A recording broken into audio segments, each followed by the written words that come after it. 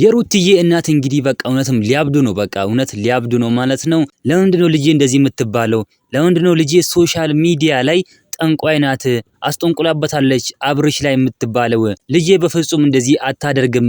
እኔ ጠንቅቄ ልጄን ሩታዬን አቃታለሁ ሲሉ ተናግረዋል ማለት ነው። እውነት ለመናገር ከሆነ ያው ሩታ እንደዚህ ታደርጋለች ብለን እኛም አናስብም። ያው ሌሎች ናቸው እንደዚህ ያሉት፣ እነ ዳኒ እነ ሜሪ ናቸው እነ ሄርሜላ ናቸው እንደዚህ ያሉት እንጂ በፍጹም እንደዚህ ደግሞ ሩታ አታደርግም። ለዛውም ደግሞ የአንገት ሀብሉ ላይ መስቀል ላይ ማለት ነው። መስቀል ላይ እንዴት እንደዚህ ይደረጋል? እስኪ እናንተ ራሱ ስታስቡት እንዴት ነው መስቀል ላይ መተት የሚሰራው? እንዴት ነው እንደዚህ የሚደረገው? እናንተ ራሱ ስታስቡ ማለት ነው። እንግዲህ የሩትዬ እናት ተናግረዋል ማለት ነው። እንደዚህ ብለው እነሱ አንድ ላይ ይሁኑ፣ አንድ ላይ ቢሆኑ እኛ ደስ ይለናል። አብርሽና ሩታ አንድ ላይ ሆነው ልጃቸውን ልዑሌን ቢያሳድጉ እኛም ደስ ይለናል ብሏል። እኛም በጣም ደስ የሚለው እውነት ለመናገር ከሆነ አብርሽና ሩታ አንድ ላይ ተመልሶልን ልዑሌን አንድ ላይ ቢያሳድጉ እኛም በጣም ደስ ይለናል። እንግዲህ ሄርሜላ ናት ይሄንን ሁሉ ነገር የምታደርገው፣ ይሄንን ሁሉ ነገር እያደረገች ያለችውም ሄርሜላ ናት ማለት ነው።